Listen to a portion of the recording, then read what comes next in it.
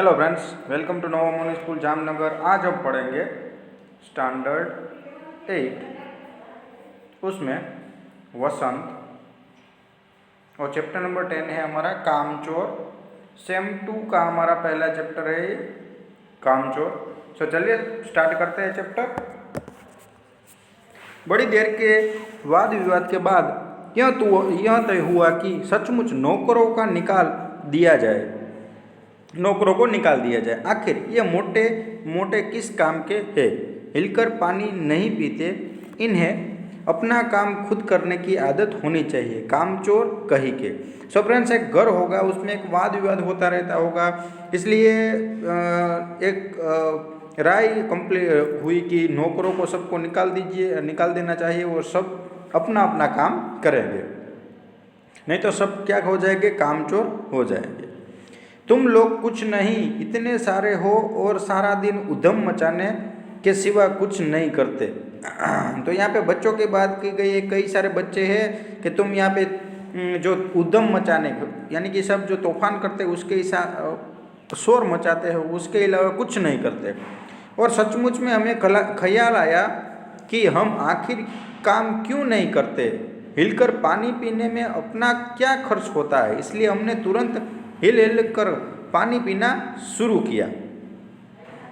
और सबने सोचा कि आखिर हमें हमारा काम करना चाहिए, इसलिए वो सब क्या करने लगे कि हिल कर पानी पीना की बात हुई तो वो हिल कर पानी पीने लगे।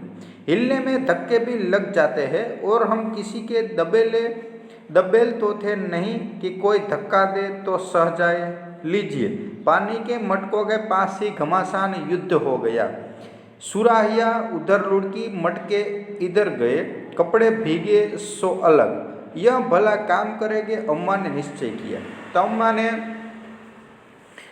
सबको ऐसा किया तो सब अपने अपने पानी पीने के लिए वो मटके के पास चले गए। लेकिन वहाँ भी क्या हुआ, सब धक्का धक्की करने लगे और इसमें से एक का धक्का दूसरे को लग गया तो वहाँ पे युद्ध हो गया, यहाँ पे क्या झगड़ा हो गया। तो अम्मा ने सोचा कि ये क्या कोई काम भले से करेंगे कैसे नहीं। देखो जी, जो काम नहीं करेगा उसे रात का खाना हरगिज नहीं मिलेगा, समझे। यह लीजिए, बिल्कुल शाही फरमान जारी हो रहा है। यानी कि अम्मा ने कहा कि अगर कोई काम नहीं करेगा तो उसको रात का खाना नहीं दिया जाएगा। हम काम करने को तैयार है, काम बताया जाए, हमने दुहाई दी। तो सब बच्चों ने कहा कि हम काम करने के लिए तैयार है, आप सिर्फ काम बताइए। बहुत से काम हैं जो तुम कर सकते हो। मिसाल के लिए, यह दरी कितनी मैली हो रही है, आंगन में कितना कूड़ा पड़ा है, पेड़ों में पानी देना है। और भाई, मुफ्त तो यह काम करवाए नहीं जाएंगे, तुम सबको तनख्वाह भी मिलेगी। तो इन सबको कहा गया कि कूड़ा कचरा आंगन में फैला हुआ है वो लेना है, पेड़ों को पानी देना है, ये सब आपको काम करना है, लेकिन उसके लिए आपको पैसा मिलेगा। अब मियाँ ने कुछ काम बताए और दूसरे कामों का हवाला भी दिया। माली को तनख्वाह मिलती है अगर सब बच्चे मिलकर पानी डाले तो अभी सब बच्चे को पता चल गया कि क्या करना है। तो माली को जो तनख्वाह मिलती है हम बच्चों को दे देंगे, ऐसा है, खुदा के लिए नहीं, घर में बाढ़ आ जाएगी। अम्मा ने याचना की। फिर भी तनख्वाह के सपने देखते हुए हम लोग काम पर तुल गए। तो उनके पापा ने, जब अब्बा ने ये बात की तो अम्मा ने कहा कि नहीं, आप रहने दीजिए, वो सब बखेड़ा खड़ा हो जाएगा। लेकिन तनख्वाह की बात आई, यानी कि पैसे की बात आई तो सब बच्चे मान गए। एक दिन फर्शी दरी पर बहुत से बच्चे जुट गए और चारों ओर से कोने पकड़कर झटकना शुरू किया। 2-4 ने लड़कियां लेकर धुआंधार पिटाई शुरू कर दी। सारा घर धूल से उड़ गया। खांसते खांसते सब बेदम हो गए। सारी ढील जो दरी थी वो फर्श पर थी, सबके सिरों पर जम गई, नाकों और आँखों में घुस गई। बुरा हाल हो गया सबका। हम लोग को तुरंत आंगन में निकाला गया। वहाँ हम लोग ने फौरन झाड़ू देने का फैसला किया। अभी जो चट्टा है फ्रेंड्स, उसमें जो धूल हो गई थी वो ओटने का काम की, इसमें से धूल आपको निकालनी है। तो सब बच्चे एक एक कोना पकड़कर धूल चटकने लगे तो क्या हुआ कि धूल है वो उनके फर्श पर गिर गई, धूल धूल हो गया, सबके सिर नाक आँख सब में धूल हो गई, सब खांसने लगे। तो उन्होंने कहा कि अभी तुम बाहर जाओ, वहाँ पे झाड़ू लगाओ। झाड़ू क्योंकि एक थी और तनख्वाह लेने वाले उम्मीदवार बहुत। तो अभी क्या था फ्रेंड्स, सभी बच्चों को ऐसा किया गया कि सबको तनख्वाह पैसा मिलेगी, तो झाड़ू तो घर में एक ही होता है, इसलिए क्षण भर में झाड़ू के पुर्जे उड़ गए।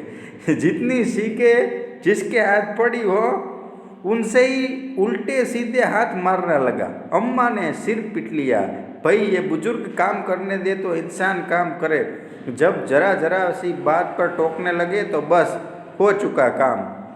तो फ्रेंड्स झाड़ू एक था, इसलिए उन्होंने से क्या किया, सभी झाड़ू पर झपटे तो झाड़ू को तोड़ दिया, उसकी एक एक तिल्ली है वो ले गई। फिर से अम्मा बेचारी सिर पकड़कर बैठ गई।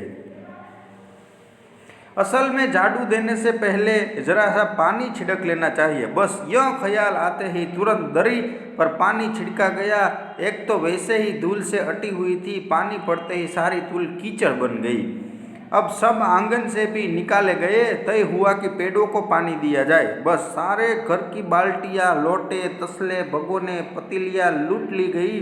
जिन्हें ये चीज़ें भी न मिली वो डोंगे, कटोरे और गिलास ही ले गए भागे। अभी झाड़ू देने के काम के लिए मना किया गया कि आप झाड़ू मत दीजिए, काम कीजिए, पानी पिलाइए नीचे जो धूल उड़ रही है। तो सब बच्चे पानी है वो नीचे गिरा रहे थे, इसलिए क्या हुआ, कीचड़ हो गया। तो अभी उसको आंगन में से सभी को निकाला गया और कहा कि बाहर जाकर पेड़ को पानी पिलाना है। तो फिर जो तनख्वाह की बात थी यानी पैसों की बात थी, तो सब बच्चे हैं वो घर में से बाल्टियाँ, लोटे, तसले जो भी जिसके हाथ में लगा वो लेकर भागने लगा। अब सब लोग नल पर टूट पड़े।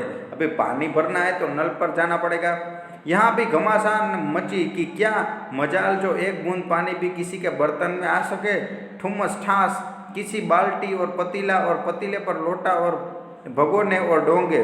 पहले तो धक्का चले, फिर कुहनियाँ और उसके बाद बर्तन। फौरन बड़े भाइयों बहनों, मामू और दमदार मौसियों फूफिया की कुमक भेजी गई।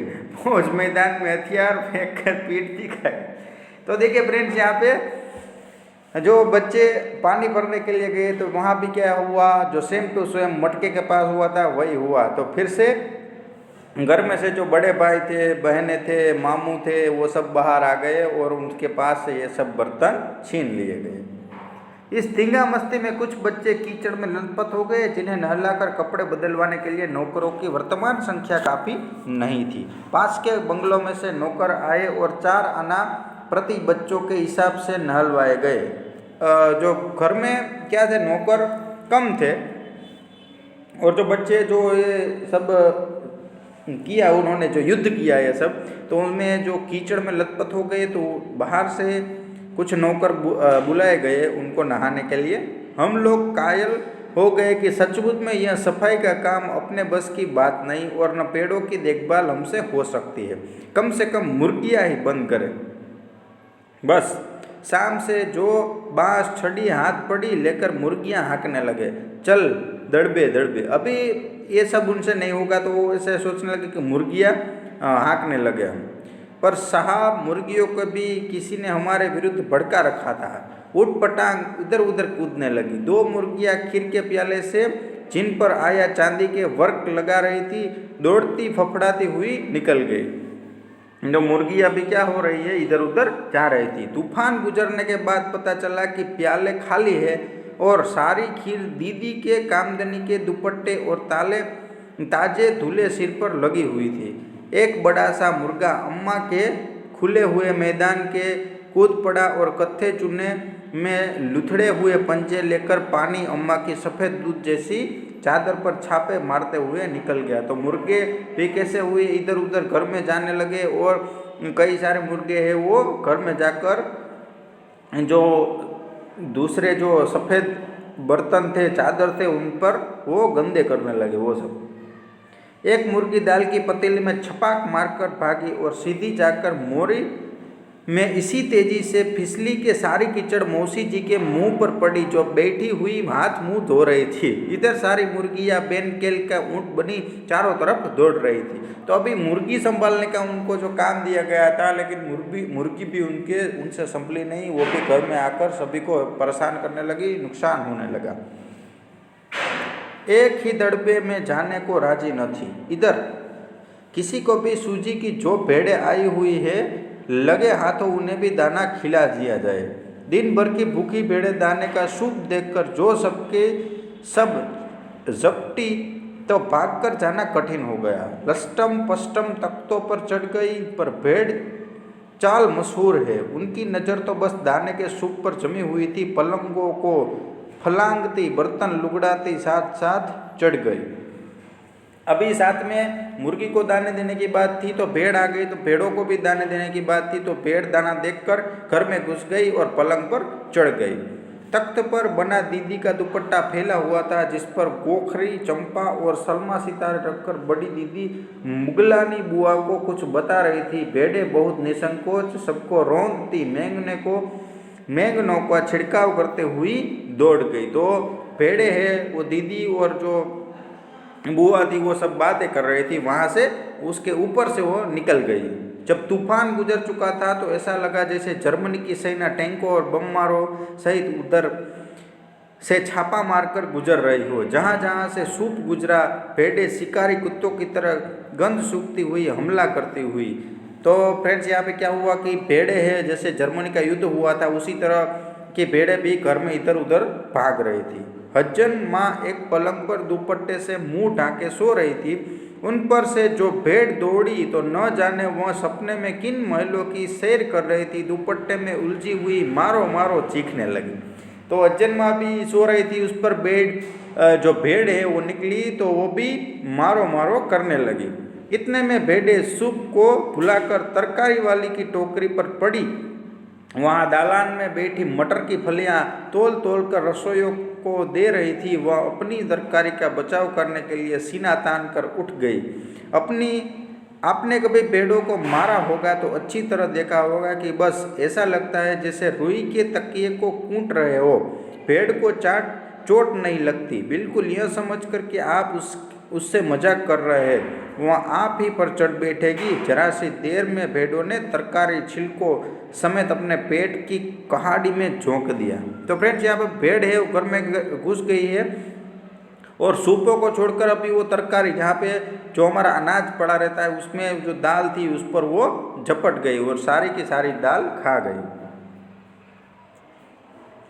इधर यह प्रलय मची थी, उधर एक बच्चे की लापरवाह न थी, उधर दूसरे बच्चे भी लापरवाह नहीं थे। इतनी बड़ी फौज थी जिसे रात का खाना न मिलने की धमकी मिल चुकी थी। वे 4 भैंसों को दूध दोहने पर जुट गए।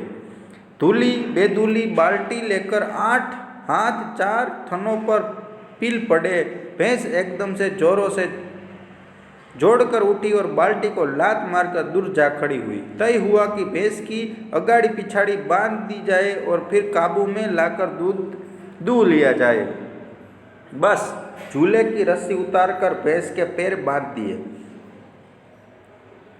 पिछले 2 पैर चाचा जी की चारपाई की पाए से बांधे। अगले 2 पैर बांधने की कोशिश जारी थी कि भैंस चौकन्नी हो गई। छुटकर जो भागी तो पहले चाचा जी समझे कि शायद कोई सपना देख रहे। फिर जब वो चारपाई पानी के ड्रम से टकराई तो पानी छलक कर गिरा तो समझे कि आंधी तूफान में फंस गए, साथ में भूचाल भी आया है। फिर जल्दी ही उन्हें असली बात का पता चल गया और वो पलंग की दोनों पटियां पकड़े बच्चों को छोड़ देने वालों को बुरा भला सुनाने लगे। तो फ्रेंड्स, यहाँ पे कुछ बच्चे को ऐसा लगा कि चलिए हम भैंस को दो देते हैं। तो भैंस को दोने का स्टार्ट किया तो भैंस ने टांग उनको पैर से पहले बार जो भैंस थी उसको दोहने के लिए वो गए तो भैंस भाग गई। तो बच्चों ने क्या किया, उसके पैर बांधने का तय किया। तो 2 पैर है वो रस्सी से उसके चाचा जी वहाँ पे सो रहे थे उसकी खटिया के पास बांध दिए और दूसरे 2 पैर बांधने की कोशिश हो रही थी। तब भी भैंस वहाँ से भागी और चाची जी भी अपनी चारपाई के साथ उड़ने लगे। जब वो पानी से टकराए तब पता चला कि ये तूफान आ गया है, लेकिन असली बात तो कुछ और ही थी।